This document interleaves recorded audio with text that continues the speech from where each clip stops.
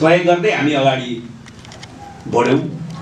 तर प्रारम्भमा नेपालको कम्युनिस्टहरूले सामन्तवाद विरोधी क्रान्तिको नेतृत्व गर्ने हैसियत प्राप्त गर्न सकेको थिएन र त्यसको नेतृत्व नेपालको पुँजीपति वर्गले गरेको थियो। नेपालको पुँजीपति वर्गको पनि चरित्र प्रगतिशील राष्ट्रिय पुँजीपति वर्गको मूल चरित्र हासिल गरेको अवस्था थिएन। त्यो दलाल पुँजीपति वर्गको रूपमा थियो। मूलतः राजनीतिक पार्टीका रूपमा नेपाली काङ्ग्रेस मार्फत त्यसको नेतृत्व प्रकट भएको थियो। सामन्तवादको विरोधको त्यो क्रान्ति, लोकतान्त्रिक क्रान्ति भन्नुहोस्, पुँजीवादी जनवादी क्रान्ति भन्नुहोस्, त्यसको नेतृत्व प्रारम्भमा नेपाली काङ्ग्रेसले गरेको कारणले गर्दाखेरि त्यसले पूर्णता प्राप्त गर्न सम्भव थिएन र भएन।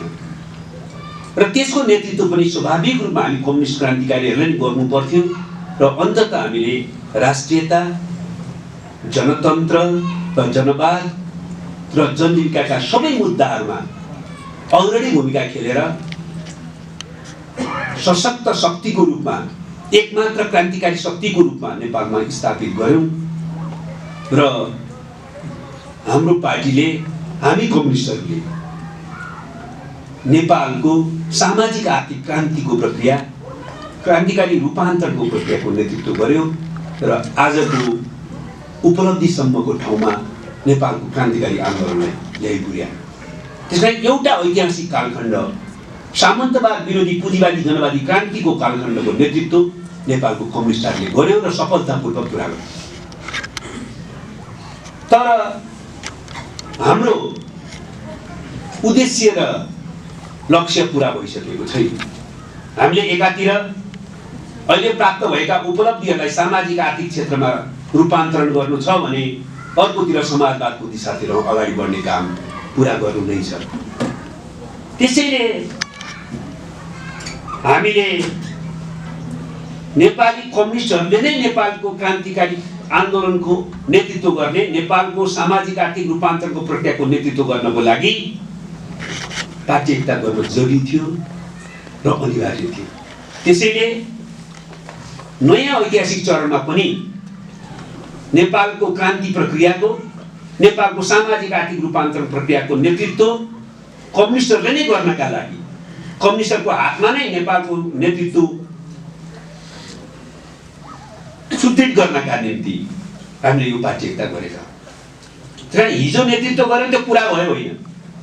हिजो नेतृत्व गरेर यहाँसम्म आइपुग्यो, तर अब पनि नेपाली कम्युनिस्टहरूले नै नेपालको क्रान्ति प्रक्रियाको, नेपालको सामाजिक आर्थिक रूपान्तरणको प्रक्रियाको नेतृत्व आफ्नो हातमा लिनुपर्छ। त्यसको निम्ति पार्टी एकता अनिवार्य छ भन्ने निष्कर्षका साथ हामीले पार्टी एकता गरेका हौं।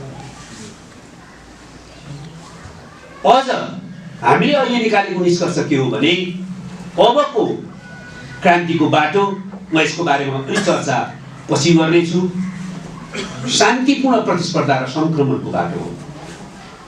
त्यस्तो स्थितिमा सडकबाट संयुक्त मोर्चा गरेर नेतृत्व लिएर अब पुग्दैन।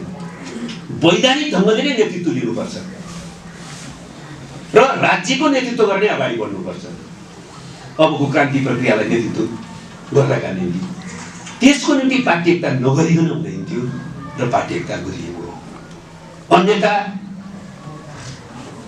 आवश्यकताका विपरीत वैधानिक नेतृत्व नेपालको पुँजीपति वर्गको हातमा जान्थ्यो, जसले आज प्राप्त उपलब्धिहरूको रक्षा पनि गर्न सक्दैन थियो। त्यसलाई सामाजिक आर्थिक रूपान्तरणमा बदलेर नेपाली समाजको अग्रगामी रूपान्तरको प्रक्रिया त अगाडि बढाउनै सक्दैन थियो र यत्रो ठुलो राजनीतिक परिवर्तनको औचित्यमाथि प्रश्न उठ्थ्यो। त्यसैले नेपाली क्रान्ति प्रक्रियालाई हिजो नेतृत्व गरेर यति उपलब्धिसम्म ल्याइ पुर्यायो नेपालका कम्युनिस्ट शक्तिहरूले। नेपालका कम्युनिस्ट शक्तिहरूले नै अब पनि क्रान्ति प्रक्रियाको नेतृत्व आफ्नो हातमा लिनुपर्छ र सामाजिक आर्थिक रूपान्तरको प्रक्रिया अगाडि बढाउनुपर्छ भन्ने निष्कर्षका साथ हामीले पार्टी एकता गरेका हौं। पार्टी एकताको पहिलो उद्देश्य यो कुरालाई ठिक ढङ्गले बुझ्नु जरुरी छ। दोस्रो कुरा, नयाँ सन्दर्भमा पनि कम्युनिस्टहरूले नै नेतृत्व लिएर के गर्ने, किन नेतृत्व लिने भन्ने सन्दर्भमा ठोस रूपमा भन्दा दुईटा लक्ष्यलाई केन्द्रबिन्दुमा राखेर यो पार्टी एकता गरिएको हो। एउटा हामीले सङ्घर्ष गरेर ल्याएको यत्रो ठुलो राजनीतिक परिवर्तन र उपलब्धि जो छ, यो राजनीतिक परिवर्तन र उपलब्धिलाई राजनीतिक तहमा मात्रै सीमित नराखेर यसलाई सामाजिक आर्थिक क्षेत्रमा विस्तारित गर्ने, यसलाई माध्यम र साधन बनाएर आम जनताको जीवनमा परिवर्तन गर्ने, जनताका आधारभूत आवश्यकताहरू समाधान गर्ने र सामाजिक न्यायसहितको समृद्धिको लक्ष्य हासिल गर्ने तात्कालिक लक्ष्यलाई केन्द्रबिन्दुमा राखेर हामीले पार्टी एकता गरेका हौँ। हामीले यो लक्ष्यलाई केन्द्रबिन्दुमा नराख्ने, यो लक्ष्य हासिल नगर्ने हो भने हामीले क्रान्तिको अगाडिको यात्रा, समाजवाद निर्माणको यात्रामा अगाडि बढ्न सक्दैनौँ। त्यसैले गर्दाखेरि तात्कालिक रूपमा यो राजनीतिक परिवर्तनलाई राजनीतिक परिवर्तनमा मात्रै सीमित नराखेर यसको माध्यम र साधनका रूपमा यसलाई ग्रहण गरेर, यसलाई प्रयोग गरेर हामीले सामाजिक आर्थिक रूपान्तरण गर्नुपर्छ र जनताको जीवनमा यो राजनीतिक परिवर्तनबाट के पायो भन्ने कुरा व्यवहारबाट साबित गरेर देखाउनुपर्छ। त्यसको निम्ति हामीले सामाजिक न्यायसहितको समृद्धिको लक्ष्यलाई तात्कालिक लक्ष्य बनायौँ र त्यसलाई पुरा गर्न पार्टी एकता अनिवार्य थियो, नत्र सम्भव थिएन। यदि हामीले यो तात्कालिक रूपमा सामाजिक न्यायसहितको समृद्धिको लक्ष्यलाई केन्द्रबिन्दु त बनायौँ, त्यो पनि पुरा गर्छौँ, तर यसमा मात्रै सीमित हुन्छौँ भने हामी कम्युनिस्ट चाहिँ हुँदैनौँ। फेरि हामी कम्युनिस्ट क्रान्तिकारीहरू हौँ। हाम्रो यो तात्कालिक लक्ष्यमा मात्रै हामी सीमित हुन सक्दैनौँ र हाम्रो रणनीतिक लक्ष्य चाहिँ समाजवाद हो। समाजवादको स्थापनाको रणनीतिक लक्ष्यलाई केन्द्रबिन्दुमा राखेर हामीले पार्टी एकता गरेको। त्यस कारण दुईटा लक्ष्य मध्ये कुनै एउटा लक्ष्य छोड्नुभयो भने हामीले कम्युनिस्ट क्रान्तिकारी शक्तिले यतिखेर गर्नुपर्ने कार्यभार र रणनीतिक रूपमा पुरा गर्ने कार्यभार दुईटै पुरा गर्न सक्दैन। त्यसकारण दुईटा लक्ष्यलाई केन्द्रबिन्दुमा राखेर पार्टी एकता गरिएको, त्यसलाई पुरा गर्नका निम्ति हामीले रणनीतिक लक्ष्यको रूपमा समाजवादको कुराकानी गर्यौँ, समाजवादको नारा दिइराख्यौँ, तर अहिले जनताको जीवनमा परिवर्तन गर्ने गरी सामाजिक आर्थिक रूपान्तरण गर्न सकेनौँ, समृद्धि दिन सकेनौँ। आफ्नो पोल्टामा, आफ्नो काखमा यो राजनीतिक परिवर्तनबाट हामीले के पायौँ भनेर जनतालाई भोग गर्ने स्थिति सिर्जना गर्न सकेनौँ भने हामीले समाजवाद निर्माणको प्रक्रियालाई अगाडि बढाउन सक्दैनौँ। त्यसमा त्यतिखेर दुईटा सङ्कट पैदा हुन्छ। एउटा, यो राजनीतिक परिवर्तनको औचित्यमाथि नै प्रश्न खडा हुन्छ। कम्युनिस्टहरूको नेतृत्वमा हामीले पनि साथ दिएर, भाग लिएर यत्रो ठुलो राजनीतिक परिवर्तन ल्याइयो, राजतन्त्रलाई अन्त गरियो, निरङ्कुशतन्त्रलाई अन्त गरियो, सामन्तवादलाई अन्त गरियो, सङ्घीय लोकतान्त्रिक गणतन्त्रको स्थापना गरियो, त्यसलाई संस्थागत गरी नयाँ संविधान बनाइयो। तर त्यसबाट राजनीतिक केही अधिकार मात्रै हामीले पाएको हो त? हामीले के पायौँ त? हामीले भोग गर्ने, जनसाधारणले भोग गर्ने, हाम्रो जीवनै परिवर्तन गर्ने, हामीले नयाँ जीवन सुरु गर्ने गरी के पायौँ त भन्ने प्रश्नको सकारात्मक उत्तर हामीले दिन नसक्ने हो भने यो राजनीतिक परिवर्तनको औचित्यमाथि प्रश्न खडा हुन्छ र यो राजनीतिक परिवर्तनलाई सुदृढ गर्ने, उपलब्धिलाई सुदृढ गर्ने दिशातिर जान सकिँदैन। किनभने जनतामा ठुलो निराशा पैदा हुन्छ। त्यो निराशाले लैजाने हामी तीनटा मध्ये एउटा परिणाममा हो। एउटा, हाम्रो राष्ट्रियता साह्रै कमजोर हुन्छ, विदेशीहरूको हस्तक्षेप बढ्छ र हाम्रो देशको राष्ट्रिय सार्वभौमसत्ता र भौगोलिक अखण्डतामाथि ठुलो अतिक्रमण सुरु हुन्छ, राष्ट्रिय स्वाधीनतामाथि सङ्कट उत्पन्न हुन्छ। दोस्रो, त्यसबाट प्रतिगामी शक्तिहरूले फाइदा लिन्छन् र प्रतिगमनको खतरा बढेर जान्छ। र तेस्रो, यो असफल राज्य बन्न सक्ने खतरा उत्पन्न हुन्छ।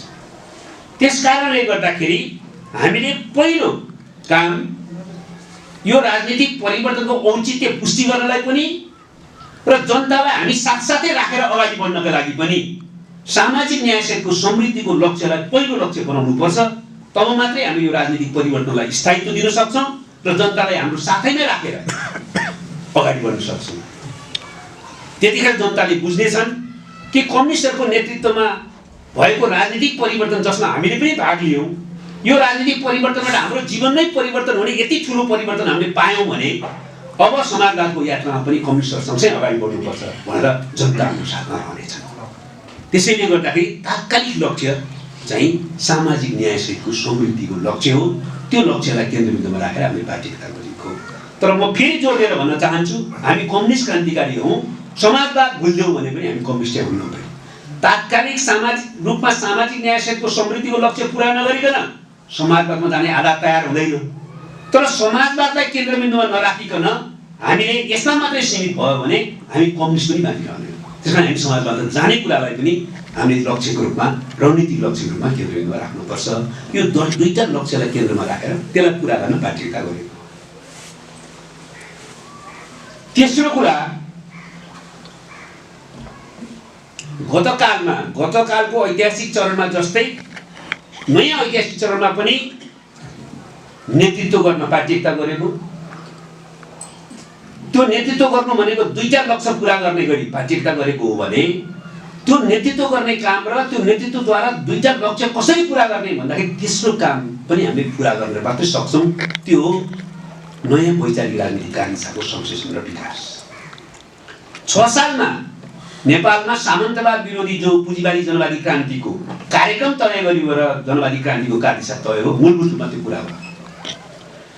पुरानै त्यो कार्यक्रम र कार्यदिशाले अब नेपाली समाजको क्रान्तिकारी रूपान्तरणको प्रक्रिया, समृद्धिको प्रक्रिया, सामाजिक आर्थिक रूपान्तरण र समाजवाद निर्माणको प्रक्रिया अगाडि बढ्न सक्दैन। त्यसकारण आजको आवश्यकता सबै कम्युनिस्ट क्रान्तिकारीहरू एक ठाउँमा बसेर आजको नयाँ ऐतिहासिक चरणले माग गर्ने वैचारिक राजनीतिक कार्यदिशाको संश्लेषण र विकास गर्नु हो। त्यो कार्यदिशाको विकास गरेर त्यसलाई लागू गरेर मात्रै हामीले चाहिँ आजको कार्यभारलाई पुरा गर्न सक्छौँ। त्यो पुरा गर्नका निम्ति हाम्रा आफ्ना सङ्घर्षको इतिहासमा जे अनुभवहरू हामीसँग छन् त्यो अनुभवलाई संयोजन गर्ने र अध्ययन, छलफल, बहस, संश्लेषण गरेर नयाँ कार्यदिशाको विकास गर्ने काम गरिसकेपछि हामीले नयाँ ऐतिहासिक कार्यभार जो हाम्रो अगाडि छ फेरि पनि क्रान्ति